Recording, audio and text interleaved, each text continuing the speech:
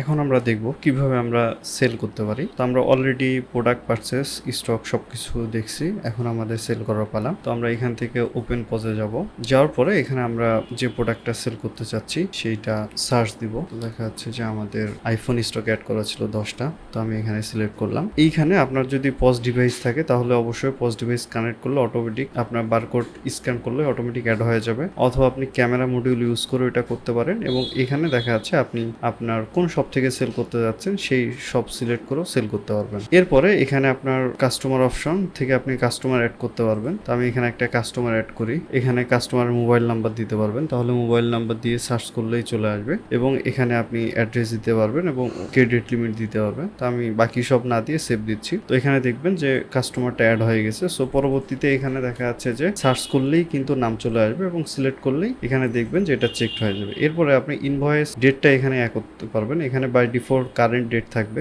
তা আপনি চাইলে এখানে যে কোনো ডেটে সেল করতে পারবেন, অনেক সময় প্রয়োজন হয়। এরপরে আমি এখানে যদি একটু আসি, এখানে আপনি চাইলেই সরাসরি দেখা যাচ্ছে যে আপনার যে কোনো সময় আপনি প্রোডাক্টের যে সেল প্রাইস সেইটাও চেঞ্জ করতে পারবেন। দেখা যাচ্ছে অনেক সময় আমরা এমন কিছু কাস্টমার পাই, তো দেখা যাচ্ছে তাদের প্রোডাক্ট হয়তো ডেইলি 1-2 টাকা বা 3 টাকা 4 টাকা কম বেশি হয়। সো তারা এখান থেকে যে রেটটা এখান থেকে সরাসরি এডিট করতে পারবে। এরপরে সেকেন্ড অপশন হচ্ছে ডিসকাউন্ট। এখানে চাইলে ডিসকাউন্ট দেওয়া যাবে। ডিসকাউন্ট এখানে হচ্ছে ফিক্সড অ্যামাউন্ট দেওয়া যাবে, এখানে এটা হচ্ছে ফিক্সড অ্যামাউন্ট। এরপরে হচ্ছে আপনি এখানে পার্সেন্টেজ এটা দিতে পারবেন এবং এরপরে এটা হচ্ছে পার কোয়ান্টিটি আপনি কত টাকা করে ডিসকাউন্ট দিয়ে যাচ্ছেন। অনেক সময় এরকম হয় যে কোনো একটা প্রোডাক্ট কেজিতে কেনা হচ্ছে এবং পার কেজিতে ডিসকাউন্ট দিতে যাচ্ছে, তো সেক্ষেত্রে দেখা যাচ্ছে পার কোয়ান্টিটিতেও ডিসকাউন্ট দেওয়া যাবে। সো আমি এখানে 10% ডিসকাউন্ট অ্যাপ্লাই করি এবং এখান থেকে কোয়ান্ট চেঞ্জ করা যাবে। আপনি এখানে নিজে লিখেও ইনপুট দিতে পারবেন যে কত কোয়ান্টিটি কিনতেছে। সো এটা আপনি পার প্রোডাক্টে এরকম করতে পারবেন। যেমন আমরা আর একটা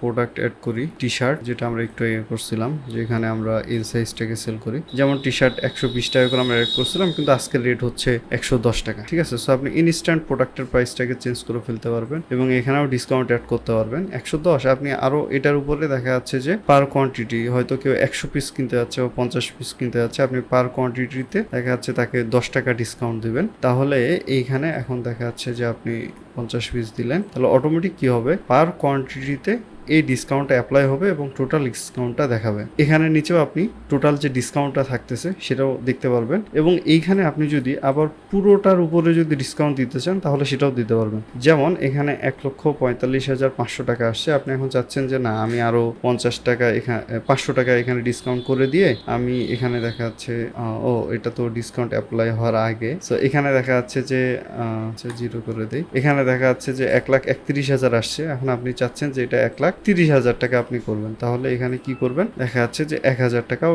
আপনি ডিসকাউন্ট করে দিলেন, তাহলে এখানে দেখেন 1,30,000 হয়ে গেছে। এবং আপনি চাইলে এই ডিসকাউন্টটাকেও আপনি ফিক্সড অ্যামাউন্ট দিতে পারেন অথবা আপনি এখানে পার্সেন্টেজ দিতে পারবেন। সো এটা অ্যাপ্লাই হবে পুরো সেলের উপরে, আর এটা এইখানকার আপনার প্রাইস এবং এইখানকার ডিসকাউন্ট সবকিছুই আপনার অ্যাপ্লাই হবে এইখানে আপনার যে পার প্রোডাক্ট থাকবে সেটার উপরে। তো এরপরে আপনি যদি চেক আউটে যান তাহলে এটা সেল হয়ে যাবে। তো এখানে যদি আপনি দেখা যাচ্ছে কেউ হয়তো কোটেশন চাচ্ছে, এমন সময় হয় যে হয়তো সে ইনস্ট্যান্ট কিনবে না কিন্তু সে কোটেশন চাচ্ছে, তো সেক্ষেত্রে আপনি এখানে যদি প্রিন্টে ক্লিক করেন তাহলে দেখা যাচ্ছে তাকে আপনি কোটেশন হিসেবে প্রিন্ট করে দিতে পারবেন, অথবা এখানে পিডিএফ আকারেও আপনি সেভ করে সেটাকে দিয়ে দিতে পারবেন, অথবা আপনি চাইলে এটাকে ড্রাফট করে রাখতে পারবেন যে আমার কাস্টমার 1 এই লিখে আপনি এটাকে ড্রাফট করলেন, করে আরেকটা কাস্টমার আপনি ইনভয়েস করতে পারবেন এবং পরবর্তীতে আপনি ড্রাফটস থেকে এই ইনভয়েসগুলোকে আবার রিকল করে ইউজ করতে পারবেন। তো সেটা আমরা পরে দেখবো। এবার আমরা চেক আউটে যাই। তো চেক আউটে গেলে আপনার শুরুতেই ডিউ অপশন, যদি বাকিতে কিনে তাহলে এখানে দেখতে পাচ্ছেন পুরো টাকাটাই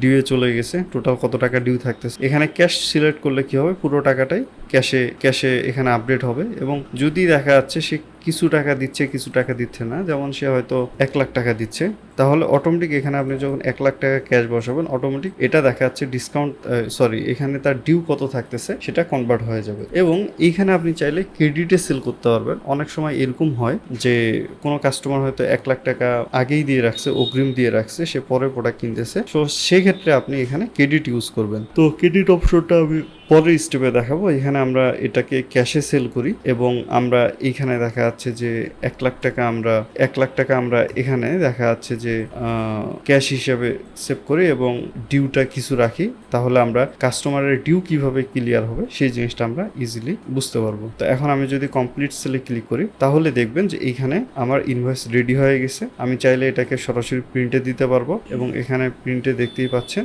যে এইখানে দেখা যাচ্ছে যে তার টোটাল অ্যামাউন্ট কত, সে কি কি প্রোডাক্ট কিনছে এবং সেগুলার দেখা যাচ্ছে রেট কত ছিল এবং পার প্রোডাক্টে এখানে কোয়ান্টিটি আবার কত ডিসকাউন্ট দেওয়া হয়েছে সেটা টোটাল আসতেছে এবং টোটাল অ্যামাউন্ট কত হয়েছে সেটা থাকতেছে এবং এইখানে দেখা যাচ্ছে টোটাল কত ছিল এবং সেখান থেকে আবার কত টাকা ডিসকাউন্ট দেওয়া হয়েছে এবং সে কত অ্যামাউন্ট পেইড করছে এবং তার কত ডিউ থাকতেছে এবং ইনভয়েসে এখানে কিন্তু ডিউ লেখা। আর এখানে দেখেন তার নাম চলে আসছে, এখানে তার মোবাইল নাম্বার অ্যাড্রেস সেট করলে সেগুলোও চলে আসতো এবং এইখানে কিউআর কোড থাকতেছে। আপনি যদি এখানে কিউআর কোডটাকে স্ক্যান করেন তাহলে আপনি এই পেমেন্টের ডিটেলস দেখতে পাবেন।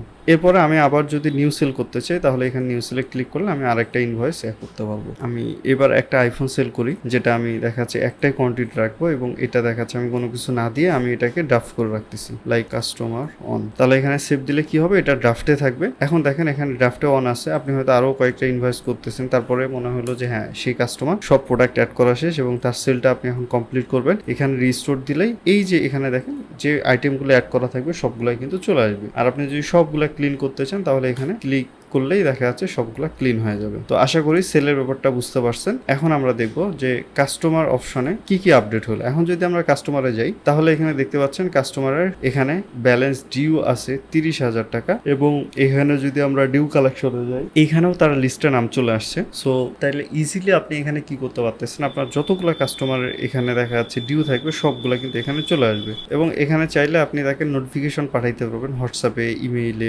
এসএমএসে নোটিফিকেশন পাঠাইতে পারবেন এবং এইখানে সে যদি টাকা দেয় তাহলে তার ডিউ কত টাকা সে আবার দিচ্ছে সেটা এখানে রিসিভ করতে পারবেন এবং এইখানে ডিউ পেমেন্টে গেলে সেই হিস্টোরিটা আবার দেখা যাবে। তো আমি কি করি, এখানে দেখা যাচ্ছে তার ডিউ কিছু ক্লিয়ার করি, যেমন হচ্ছে সে 30,000 টাকার মধ্যে 10,000 টাকা দিল এবং সে কিসে টাকা দিল সেটা করলেন এবং ডেটটা এখানে সিলেক্ট করতে পারবে। এরপরে কালেক্ট পেমেন্ট, তো এখানে কালেক্ট পেমেন্ট হয়ে গেছে। এরপর আপনি ডিউ পেমেন্টসে গেলে দেখা যাচ্ছে এটার হিস্টোরিটা দেখতে পারবেন এবং এখানে আপনি চাইলে এটাকে প্রিন্ট করে রাখতে পারবেন এবং এইখানে দেখা যাচ্ছে যে বিস্তারিত থাকবে কে পেমেন্ট করলো এবং এখানে কত টাকা পেমেন্ট করছে এবং তার আগের কত ডিউ ছিল, নতুন কত টাকা সে দিল এবং তার নতুন ডিউ আবার কত থাকতেছে এবং এখানে কিউআর স্ক্যান কোড থাকতেছে।